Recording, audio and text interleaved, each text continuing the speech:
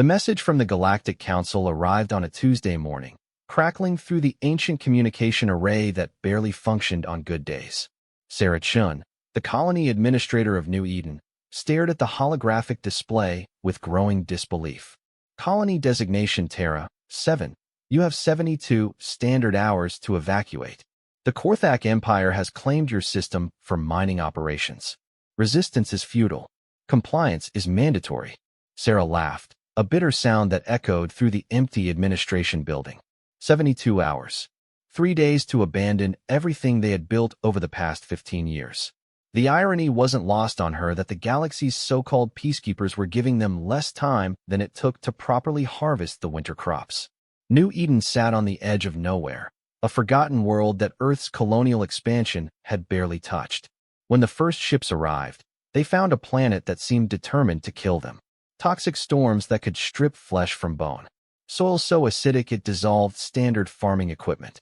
Predators that hunted in coordinated packs and seemed to enjoy the taste of human fear. Most colonies would have failed within the first year. 3 had tried before New Eden, leaving behind only empty prefab shelters and grave markers. But the 15,000 souls who called this place home were different. They were the unwanted ones, the refugees from Earth's overcrowded cities, the criminals given a choice between prison and exile, the dreamers who believed they could build something better among the stars. Sarah walked through the town center, watching as her people went about their daily routines. Marcus Webb was fixing the water purification system again, his weathered hands steady despite the arthritis that should have crippled him years ago. The man was 73 and had been declared unfit for productive labor by Earth's efficiency boards. Here, he kept 12,000 people from dying of thirst. In the market square, Elena Vasquez was teaching a group of children how to identify edible plants. She'd been a biochemist on Earth until corporate downsizing made her redundant. Now she was the reason New Eden's inhabitants could survive on native food sources when supply ships were delayed for months. The children themselves were miracles of adaptation. Born under alien suns, they moved through the toxic atmosphere with breathing masks as naturally as their ancestors had walked Earth's beaches. They could spot the signs of an approaching acid storm hours before the weather sensors picked it up. They knew which of the planet's predators could be scared off with noise and which ones you had to kill quickly before they called their pack. Sarah found herself at the memorial wall, where they honored the 1,237 people who hadn't survived New Eden's brutal learning curve. Each name was carved into native stone that the colonists had learned to work with crude tools. No fancy holographic displays or automated systems here. Everything was built to last, to endure, to be repaired by human hands when the sophisticated technology inevitably failed. Rough day. Sarah turned to find David Kim approaching.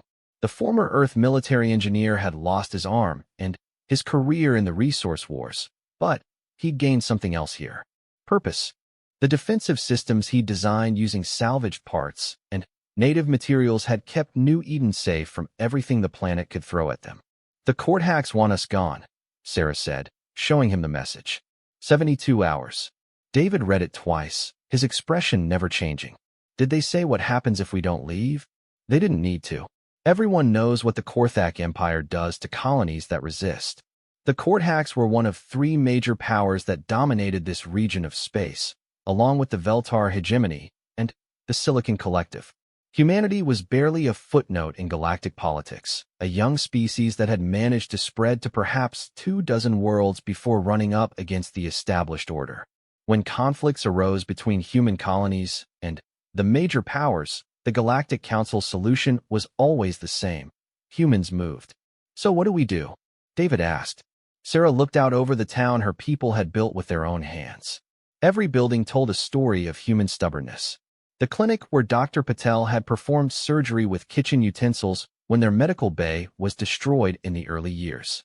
The school where former corporate executives taught children how to read using books printed on paper made from local plant fibers. The workshop where broken machinery was rebuilt into something stronger. We call a town meeting, she said finally. Let everyone know what's happening. Then we vote. 3 hours later, nearly the entire adult population of New Eden was crammed into the community center. Sarah stood on the makeshift stage, the Galactic Council's message displayed behind her. The murmur of voices died as she began to speak. I won't lie to you. We're being told to leave. The Korthak Empire wants our world, and the Council has decided our claim isn't worth defending. She paused, studying the faces of her people. We have 3 choices. We can pack up and hope Earth will take us back. We can try to find another world that doesn't want us. Or we stay and fight, called out Elena from the crowd. This is our home. The Korthaks have warships, someone else pointed out. What do we have? We have something they don't understand, said Marcus, rising slowly from his seat. We know how to survive where others can't. We know how to build from nothing. We know how to endure. The debate that followed was passionate, but civil. These were people who had learned to work together or die alone. They spoke of families who had put down roots, of children who knew no other world, of the 1,200 graves that held their friends and loved ones. When the vote came, it was unanimous. New Eden would not abandon New Eden. Sarah sent their response to the Galactic Council that night. Colony Terra 7 respectfully declines to evacuate. We claim this world by right of blood, sweat, and sacrifice. If the Korthaks want it, they can come and take it. The reply came 12 hours later. Your decision has been noted and forwarded to the Korthak Imperial Fleet. May the stars have mercy on your souls. Sarah deleted the message and walked outside. The alien constellations wheeled overhead, beautiful and indifferent. Somewhere among those stars, ships were moving. Ships carrying weapons and warriors who had conquered worlds before humans had invented writing. In 3 days, they would be here. New Eden had that long to prepare for war. The evacuation ships never came. Not from Earth, not from any other human world.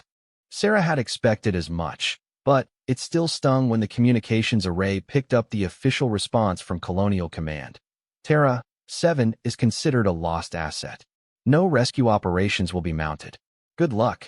15,000 people, written off with 2 sentences. But New Eden wasn't mourning. The colonists moved with the practiced efficiency of people who had faced impossible odds before and somehow found a way through. Every person had a job, every job was critical, and everyone understood that failure meant death. David Kim had taken charge of military preparations with the grim determination of someone who had seen what modern warfare could do. The problem was simple. They had no modern military equipment. The colony's defensive systems consisted of a handful of pulse rifles left over from the original survey team, some mining explosives, and whatever weapons the colonists had improvised over the years. We can't fight them ship to ship, David explained to the Emergency Council. But we don't have to. This planet is our ally. It's been trying to kill visitors for millions of years. We just need to help it along. The plan that emerged was audacious in its simplicity. New Eden would use the planet's own defenses against the Korthaks. The toxic storms that had claimed so many early colonists could be triggered by careful placement of atmospheric charges. The predator packs that hunted in the deep valleys could be guided toward landing zones using pheromone lures that Elena had developed from her biochemical research. Most importantly, they would fight a war of attrition. The Korthaks expected quick surrender or quick annihilation. They weren't prepared for a long, grinding conflict against an enemy that knew every rock, every cave, every hidden passage on the planet. Remember, Sarah addressed the colonists on the final day. We're not trying to destroy their fleet. We're trying to make them decide we're not worth the cost. The Korthak ships arrived exactly on schedule, dropping out of hyperspace in a formation that spoke of absolute confidence. 3 massive dreadnoughts, each one capable of glassing a continent. A dozen smaller ships for landing operations and orbital support. More firepower than had been deployed in the conquest of entire star systems. Admiral Krexthak observed the small human settlement through his command ship's sensors. The structures were primitive, built from local materials with minimal technology. The population was tiny compared to other worlds he had conquered. This would be over in hours, perhaps minutes once the humans realized the futility of resistance. Open communications, he commanded. Let's give them one final chance to surrender. Sarah's voice crackled over the comm system, transmitted through the colony's jury-rigged array. This is Administrator Chun of New Eden Colony. State your business. I am Admiral Krexthak of the Korthak Imperial Fleet. You have been ordered to evacuate this world. Your time has expired. Surrender now, and you will be granted safe passage to the nearest inhabited system." There was a pause. Then, impossibly, the human laughed. "Admiral, with all due respect, we respectfully decline. This is our home. If you want it, come and take it." Krexthak's ridge of ceremonial spines flared with indignation. In 3 centuries of conquest, no one had ever laughed at him. "Very well. Begin orbital bombardment. Target their administrative center." The first barrage lit up New Eden's sky like an artificial dawn. Plasma beams lanced down from orbit, striking the town's center with enough force to vaporize buildings and melt stone. The colonists, watching from reinforced shelters carved into the hillsides, felt the ground shake as their carefully built community disappeared in balls of superheated gas. "Phase 1 complete," David reported, his voice steady despite watching 15 years of construction work erased in seconds. "All personnel accounted for." "What?" Admiral Krexthak stared at his sensors. The bombardment had been precise, devastating. Nothing should have survived. Yet his instruments detected movement, heat signatures, active communications. Somehow, the humans were still alive. The answer became clear when his landing ships descended through the atmosphere. The colony had been a shell, a carefully maintained facade covering a vast network of underground tunnels and chambers. While the court hacks had been destroying empty buildings, 15,000 humans had been sitting safely below ground, protected by meters of solid rock and clever engineering. "Sir, we're reading massive atmospheric disturbances," reported his sensor officer. "Storm systems forming at multiple points around the planet." Krexthak barely had time to process this information before the first storm struck his landing ships. These weren't natural weather patterns. The humans had somehow triggered the planet's notorious toxic storms, timing them to coincide with the landing operation. 3 ships were caught in the acid-laden winds, their hulls corroded beyond the ability of their repair systems to compensate. They crashed into the forests below, their crews dead or dying from atmospheric poisoning. "Impossible," Krexthak muttered. How could they predict weather patterns with such precision? They couldn't, but they could create them. The humans had spent 15 years learning to read every sign the planet gave them. They knew exactly where to place atmospheric charges to trigger the chemical reactions that spawned the storms. They had turned their greatest enemy into their most powerful weapon. The surviving landing ships touched down in the valley south of the colony, disgorging thousands of Korthak warriors equipped with the finest military technology in the galaxy. Energy weapons that could punch through armor plating. Personal shields that could deflect high-explosive rounds. Combat suits that enhanced strength and speed beyond natural limits. They advanced on foot through the forest, confident in their superior equipment and training. The first squads made it nearly a kilometer before the attacks began. The humans struck like ghosts, appearing from hidden positions to fire crude but effective weapons before melting back into terrain they knew intimately. Mining charges detonated under advancing columns. Pit traps lined with native thorns that could penetrate even military armor. Sniper fire from impossible angles using weapons that shouldn't have been able to threaten modern combat suits. But the real horror came when the predators arrived. Elena's pheromone lures had done their work. The planet's apex predators, pack hunters that resembled a cross between wolves and crocodiles, had caught the alien scent and come to investigate.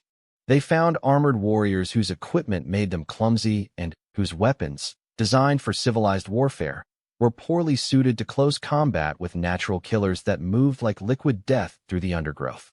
The screams that echoed through the forest carried clearly to Admiral Krexthak's command ship. His forces were taking casualties at an impossible rate. Every advance was met with resistance. Every position was a potential ambush site. The humans seemed to be everywhere and nowhere, striking without warning and disappearing before his forces could respond effectively. "Sir, we've lost contact with the 3rd Battalion," reported his communications officer. "That's the 4th unit to go silent in the past hour." Krexthak studied the tactical display with growing unease. His forces still outnumbered the humans significantly, but the casualty rate was unsustainable. At this pace, his entire ground force would be combat ineffective within days. "Pull back all units to defensive positions," he ordered. Resume orbital bombardment. Level the entire continent if necessary. But, as his ships charged their weapons for a second barrage, new signals appeared on the sensors. Ships dropping out of hyperspace at the edge of the system. Not human ships. Those were easily recognizable. These were sleek vessels with unusual energy signatures. "Admiral," his sensor officer called out, voice tight with concern. "We have incoming vessels. Configuration unknown. They're broadcasting on all frequencies." The message that came through was in flawless Korthak military protocol. Imperial Fleet Designation 47 Theta.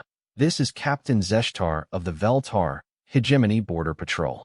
You are operating in disputed space without proper authorization. Stand down immediately or face the consequences.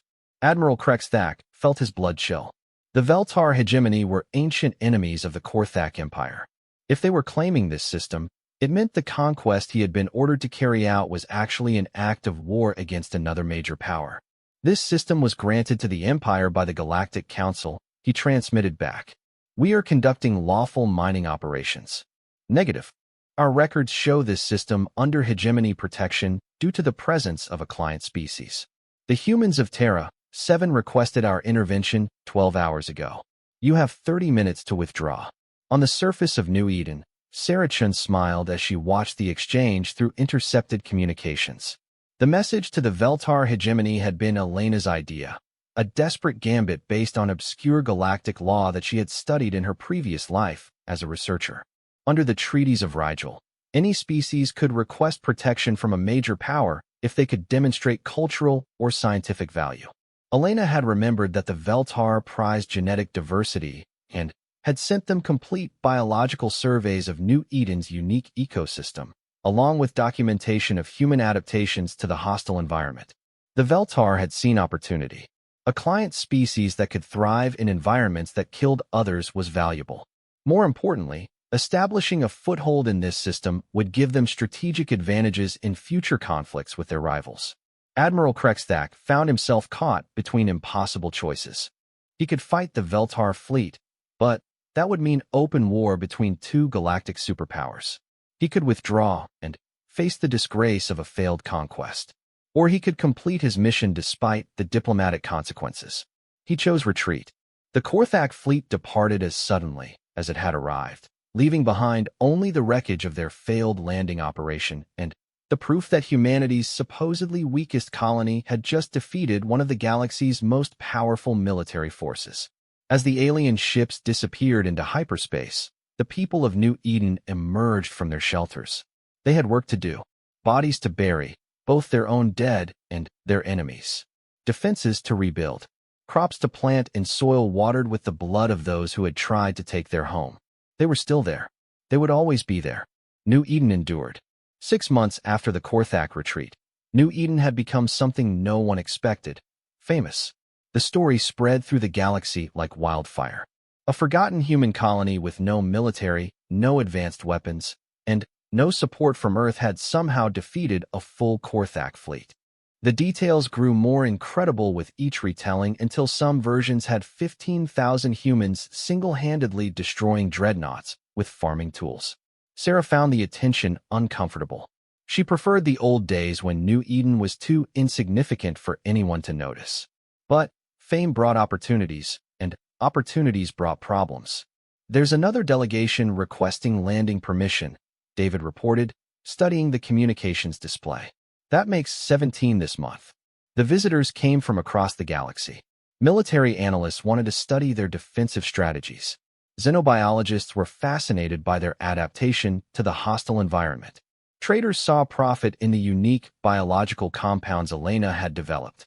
Even artists and philosophers arrived, drawn by what they called the human spirit of endurance. Most were harmless, but some had darker purposes. The Silicon Collective had sent observers who spent their time mapping defensive positions and analyzing the colony's weaknesses. Corporate representatives from a dozen species offered to help with development in exchange for mining rights. Several criminal organizations had inquired about establishing security partnerships. "We need to be careful," Sarah told the council during their weekly meeting. "All this attention is making us a target in new ways." The warning proved prophetic when Captain Zeshtar of the Veltar hegemony requested a private meeting. The alien arrived in a shuttle that made New Eden's best technology look like stone tools. Standing nearly 3 meters tall with 4 arms and skin that shifted color with emotion, the Veltar captain cut an impressive figure in the colony's simple conference room.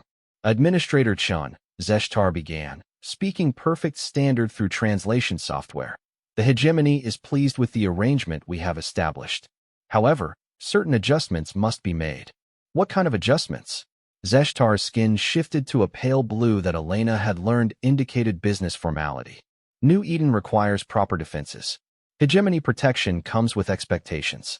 You must accept a military garrison for your own security. Sarah felt her stomach drop. How many troops are we talking about? Initially, 5,000 personnel. Modern weapons, orbital platforms, the full defensive package.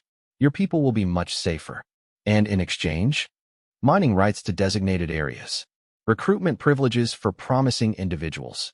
Standard arrangement for protected worlds. Sarah had seen what happened to protected worlds. They became military bases with civilian populations serving as support staff. The locals gradually lost control of their own destiny until they existed solely to supply whatever their protectors needed. Thank you for the generous offer, Sarah said carefully. We'll need time to discuss this with our people. Zeshtar's skin darkened to deep purple, disappointment mixed with warning. The galaxy has become more dangerous since your resistance to the court hacks became known. Other powers are taking interest. The Silicon Collective has been asking questions. Even some human factions are expressing concern about your independence. After the captain left, Sarah called an emergency session. The council chamber filled quickly as words spread through the colony. The debate that followed was intense, but brief. New Eden had not fought for independence only to trade it away for protection. We'll decline their offer, Sarah announced. Politely, but firmly. And when they decide we're ungrateful? David asked. Then, we remind them why everyone underestimated us in the first place. The response came 3 weeks later, not from Zeshtar, but from a new arrival. The ship that descended through New Eden's atmosphere was unlike anything they had seen before. A massive vessel that seemed to be grown rather than built, with organic curves and what looked like living metal. It landed in the valley south of town, the same area where Korthak forces had been devastated months earlier. A delegation emerged that included representatives from all 3 major galactic powers, plus several species Sarah didn't recognize. The leader was human. Admiral Rebecca Santos had been Earth's most decorated military commander before disappearing during the Outer Rim campaigns 5 years ago. She now wore the uniform of something called the Independent Worlds Alliance, a badge that combined symbols from dozens of different species. Administrator Chun, Admiral Santos, said as they met in the colony's rebuilt town center. I represent worlds that have chosen to stand together rather than kneel separately. We'd like to discuss membership. Sarah studied the woman who had once commanded fleets that defended human space. What happened to serving Earth? Earth made deals. Accommodation with the major powers. Acceptance of the established order. They decided that small colonies like yours were expendable if it kept the core worlds safe.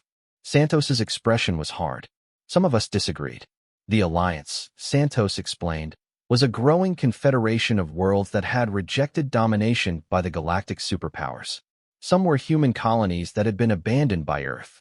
Others were alien worlds that had been conquered and, then, fought their way to freedom. A few were entirely new species that had been offered the choice between submission and destruction.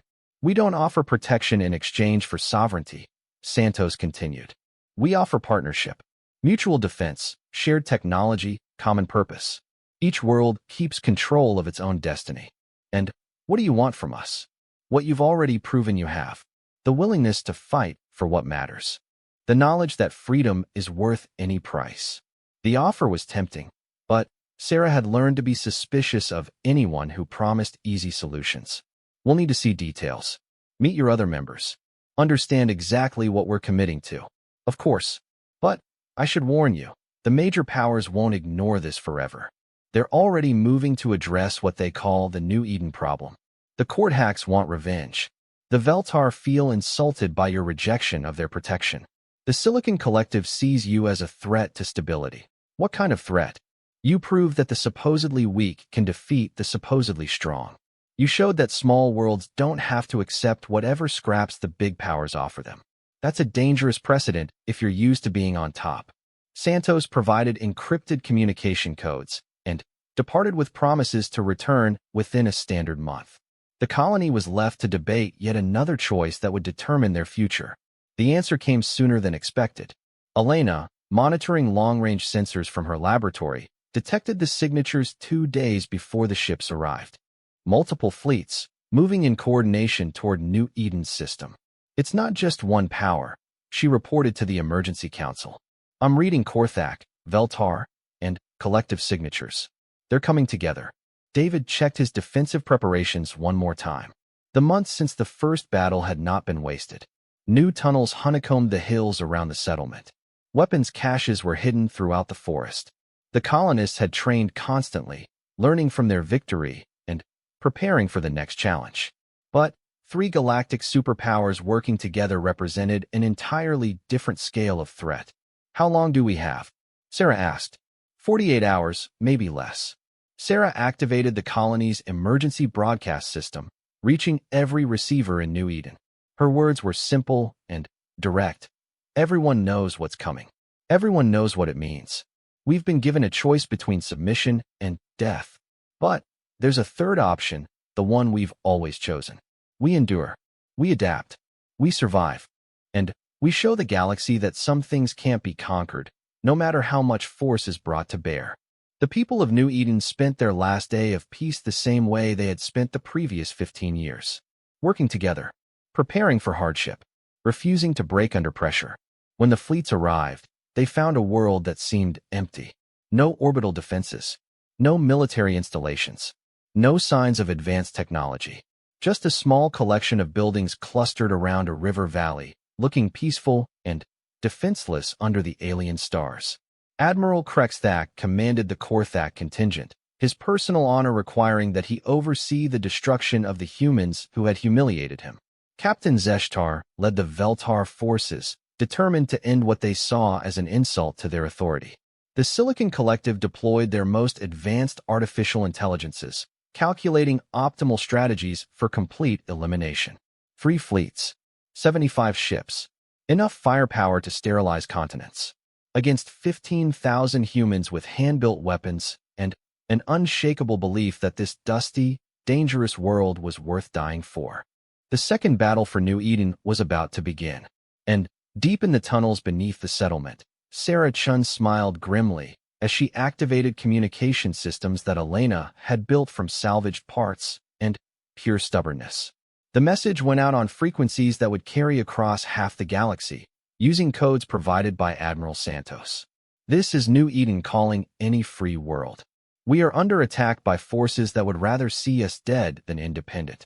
We will not surrender. We will not retreat. We will not be conquered. If you believe that freedom is worth fighting for, the coordinates are attached. New Eden stands. Who stands with us? The message raced across space, carrying the defiance of a world that refused to kneel. And, across the galaxy, on worlds both human and alien, beings who had chosen freedom over security began to move. The bombardment began at dawn, turning the sky above New Eden into a maze of energy beams and plasma fire. 3 different fleets coordinated their attack with mathematical precision, their artificial intelligences calculating optimal destruction patterns while their commanders watched from the safety of orbit. They targeted everything. The rebuilt town center vanished in the first salvo. The agricultural areas were scorched to glass. The mining operations, the workshops, the schools, everything that represented 15 years of human determination disappeared in minutes of overwhelming firepower. But the people remained hidden, safe in tunnels that David Kim had designed using every lesson learned from the first attack. The bombardment couldn't reach them here, protected by tons of solid rock and careful engineering that had accounted for exactly this scenario. Admiral Krexthak studied the thermal readings from his command ship, looking for signs of human casualties. The sensors showed heat signatures moving through underground passages, but the numbers seemed wrong. Instead of 15,000 terrified colonists huddling in whatever shelter they could find, His instruments detected organized movement patterns that suggested military coordination. "Sir," his sensor officer reported, "I'm reading significant seismic activity. Multiple underground explosions, but not from our bombardment." "What kind of explosions?" Before the officer could answer, the first mushroom cloud bloomed on New Eden's surface. Then another, and another. The humans weren't just hiding underground. They were systematically destroying something. "They're collapsing their own tunnels," Captain Zeshtar observed from the Veltar flagship. But why? The answer became clear when the landing ships descended. The valleys that had hosted the previous battle were now impassable, filled with carefully placed rockfalls and chemical fires that would burn for weeks.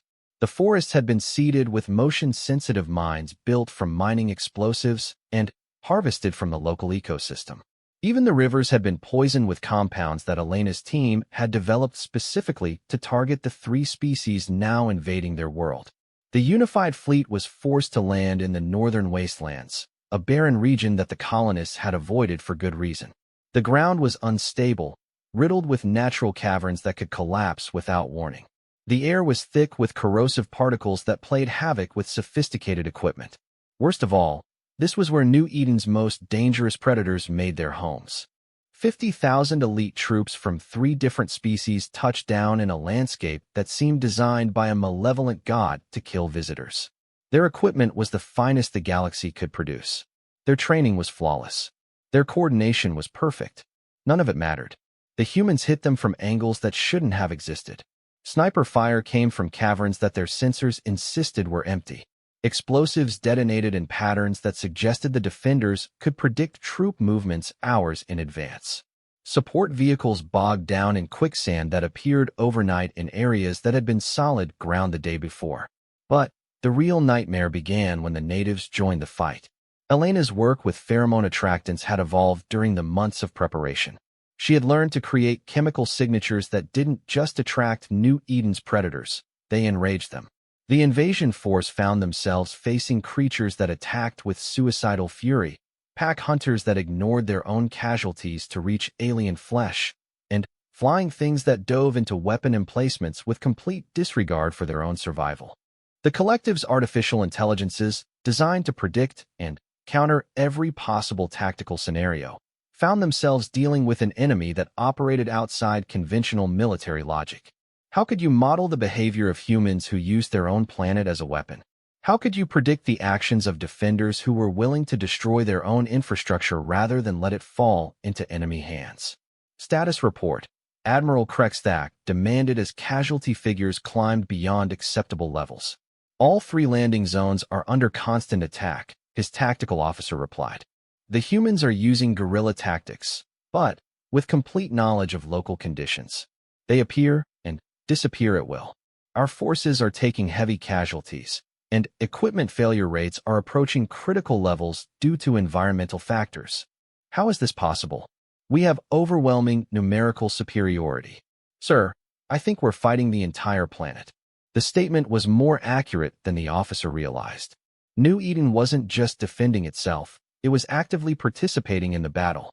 Every storm cloud had been seeded with chemical compounds that would trigger acid rain over enemy positions.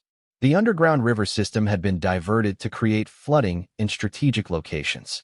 Even the planet's notorious temperature fluctuations had been weaponized, with thermal mines that used natural heat differentials to power explosive charges. The colonists moved through this chaos like ghosts who knew every secret their home could offer. They struck without warning and melted back into terrain that welcomed them while trying to kill their enemies. Children barely old enough to walk served as spotters, their native-born senses able to detect approaching troops hours before sophisticated sensors picked them up. Sarah Chun directed the defense from a command center carved into the deepest part of the tunnel network. Her communication gear was jury-rigged equipment that shouldn't have been able to maintain contact across the combat zone. But somehow, Elena's modifications made it work. David's tactical displays were drawn on paper and updated by hand, but they showed troop movements with deadly accuracy. "Northern Sector reports enemy withdrawal," Marcus Webb called out, his arthritis apparently forgotten as he relayed messages with mechanical precision. "They're pulling back to their original landing zone." Southern sector confirms the same pattern, added Elena. The Veltar forces are consolidating. I think they're preparing for orbital bombardment. Sarah nodded grimly. She had expected this. Frustrated ground commanders would eventually decide that the only solution was to destroy the planet's surface completely. The tunnels would protect her people for a while, but not indefinitely. Send the signal, she ordered. Elena activated a transmitter that had been built from components salvaged from a dozen different sources. The message it broadcast was simple: New Eden to any Allied vessels. We're still here, still fighting, still free. The response came from the edge of the system, where long-range sensors had detected new arrivals during the night. Ships dropping out of hyperspace in formations that the three attacking fleets hadn't expected. Admiral Santos's voice crackled through the communication array. New Eden, this is the Independent Worlds Alliance fleet. We received your message. Sorry we're late to the party. What followed was the largest space battle the region had seen in a century. 75 ships from 3 galactic superpowers against 37 vessels representing worlds that refused to be conquered. The Alliance fleet was smaller, but they had advantages that their enemies hadn't expected. Every ship in Santos's force was commanded by someone who had fought for independence and won. Their crews were volunteers who understood exactly what they were fighting for. Most importantly, they were coordinating with defenders who could provide real-time intelligence about enemy movements. Elena's communications network had been designed to work with Alliance technology. Her sensors could track orbital movements and relay targeting data to ships that were built for exactly this kind of asymmetric warfare. The colonists on the ground became forward observers for a space battle fought light years above their heads. The tide turned when the Silicon Collective's command ship took damage that knocked out its central processing core. Artificial intelligences that had been coordinating the entire invasion suddenly found themselves operating independently. Their perfect synchronization dissolved into chaos. The Veltar fleet, seeing their allies in disarray, began calculating the cost of continuing the engagement. Honor demanded persistence, but economics demanded survival. When Admiral Santos's ships began targeting their support vessels, the hegemony forces withdrew to avoid catastrophic losses. Admiral Krexthak found himself alone, his allies departed, and his ground forces cut off from orbital support. The humans on the planet below were still fighting with the same impossible determination they had shown from the beginning. Overhead, Alliance ships were moving to surround his remaining vessels. He had 2 choices: retreat in disgrace or die with honor. He chose a third option. All ships, this is Admiral Krexthak. Begin planetary bombardment. Full power.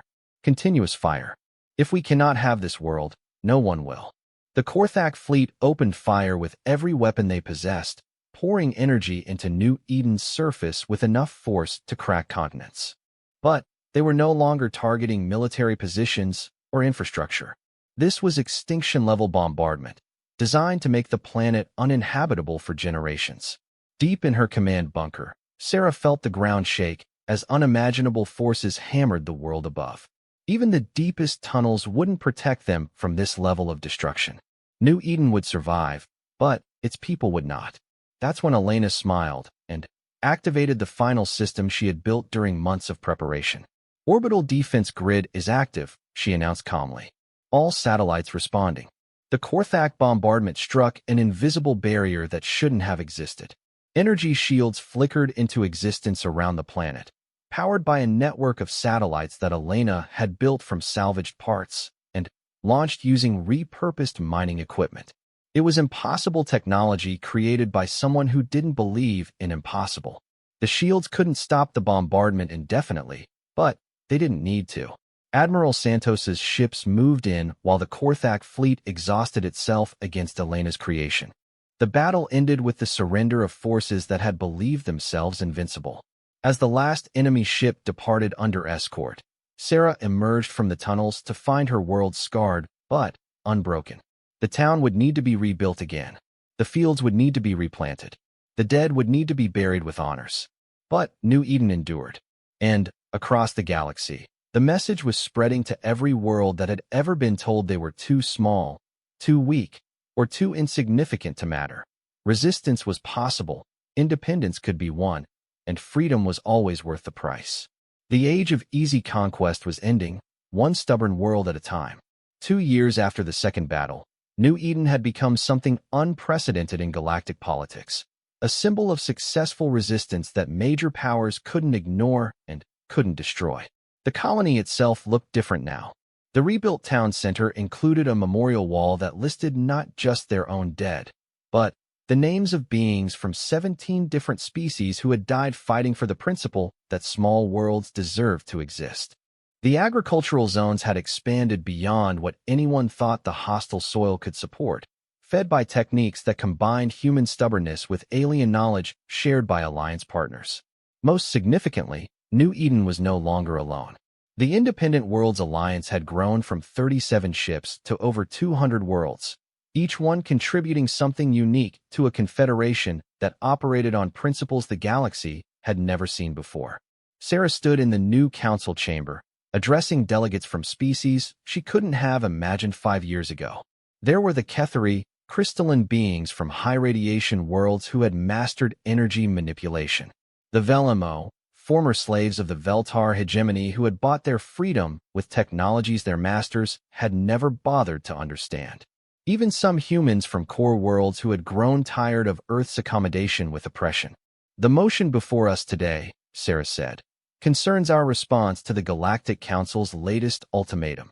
The message had arrived a week ago, transmitted on frequencies that ensured every world in known space would receive it. The Council, speaking for the three major powers, had declared the alliance an illegal insurgency. All member worlds had 90 days to renounce their membership and accept proper governance.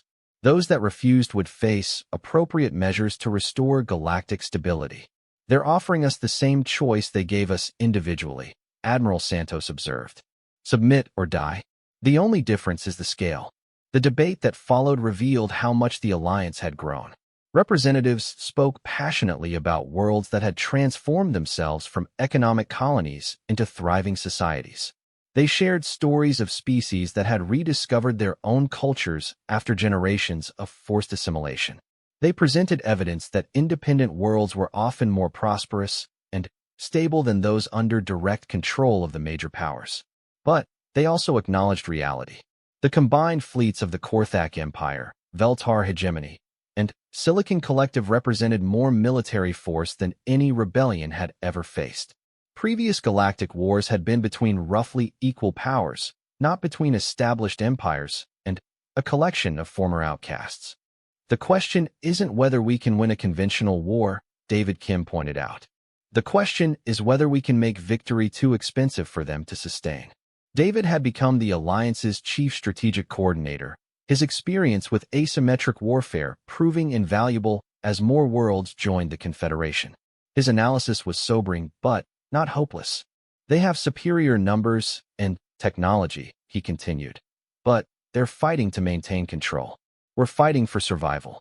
History shows that the side with more at stake usually finds ways to compensate for material disadvantages. Elena, now serving as the Alliance's chief scientific advisor, had spent the past 2 years working with researchers from member worlds to develop technologies that the major powers hadn't imagined. Her latest project involved cooperation with the Ketheri, who understood energy manipulation in ways that seemed to violate physical laws. We've made breakthroughs that change the tactical situation, she reported. Defensive systems that can operate at interstellar ranges. Weapons that use gravitational manipulation instead of conventional energy. Most importantly, communication networks that can coordinate actions across galactic distances in real time. The technology sounded like fantasy, but Sarah had learned to trust Elena's impossible achievements. After all, this was the same woman who had built planetary defense shields from mining equipment and salvage parts. What are you proposing? Sarah asked. A demonstration. Something that will make them reconsider the cost of destroying us. The demonstration Elena had in mind required cooperation from every Alliance world, and resources that shouldn't have been available to anyone except galactic superpowers. But the independent worlds had advantages that their enemies couldn't match. Populations who believed in what they were fighting for, leaders who understood that freedom required sacrifice, and scientists who refused to accept that certain things were impossible. 3 months after the ultimatum, as major power fleets assembled for what everyone assumed would be the final campaign against the Alliance, Elena's project reached completion. The test took place in an uninhabited system on the edge of Alliance space, witnessed by observers from neutral worlds and monitored by sensors throughout the galaxy. A single Alliance ship, barely larger than a courier vessel, approached an asteroid roughly the size of a small moon.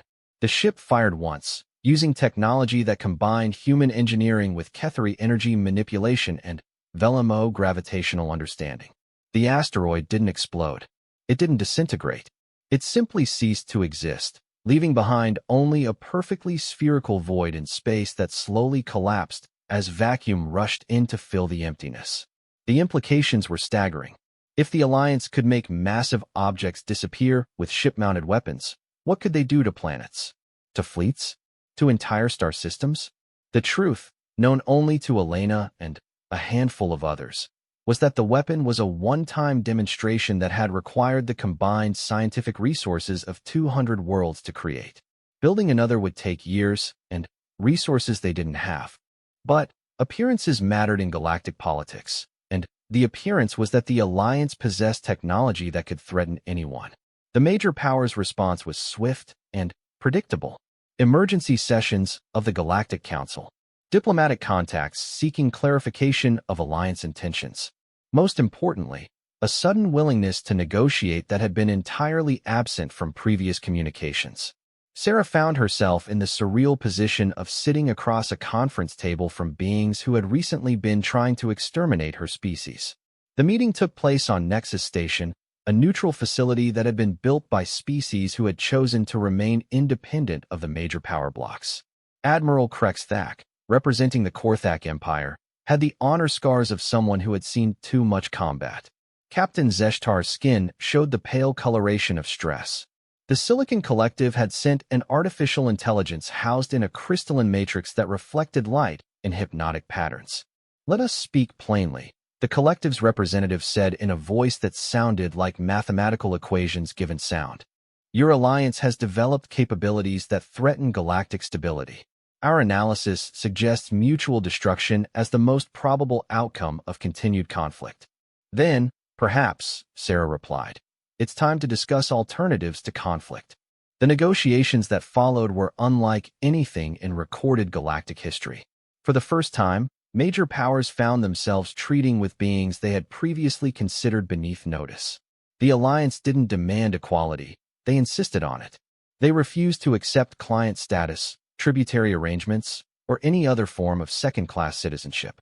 The treaty that emerged from months of delicate diplomacy established principles that shocked traditionalists across the galaxy. Independent worlds had the right to self-determination. No species could be forced into subjugation against their will. Trade relationships must be based on mutual benefit rather than exploitation. Most importantly, the treaty created enforcement mechanisms.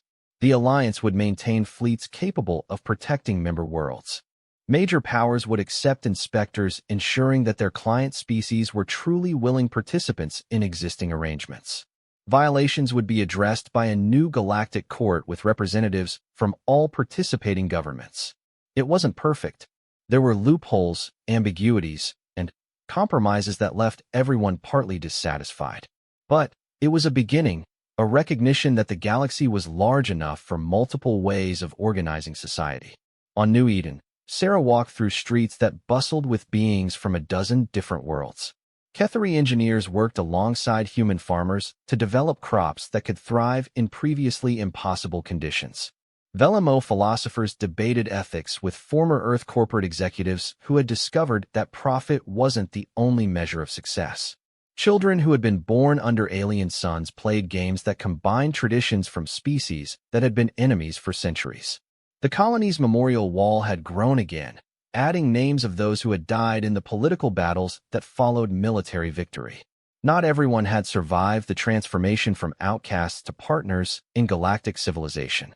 But their sacrifices had created something unprecedented, a place where beings could choose their own destiny without permission from distant empires. Elena found Sarah at the wall, reading names carved in stone that would outlast empires. "Any regrets?" Elena asked. Sarah considered the question seriously. The past 5 years had brought wonders and horrors in equal measure. They had gained freedom at the cost of innocence, independence at the price of isolation from the species that had birthed them. Earth still refused official recognition of the alliance, maintaining the pretense that human colonies remained under core world authority. "I regret the blood," Sarah said finally. "Ours and theirs. I regret that it took violence to prove we deserved basic respect. But I don't regret fighting for the right to exist on our own terms." Above them, New Eden's twin moons rose over a landscape that showed the scars of battles fought and won. In the distance, lights marked the locations of new settlements, communities built by species who had learned that sometimes the best place to find freedom was at the edge of nowhere, among people who understood that some things were worth any price. The galaxy had thought Earth's weakest colony would fall when threatened with extinction. Instead, New Eden had become the heart of something entirely new, a confederation of worlds that chose cooperation over conquest, diversity over conformity, and freedom over security. The age of easy conquest was over. The age of choice had begun, and, in the end, that made all the difference.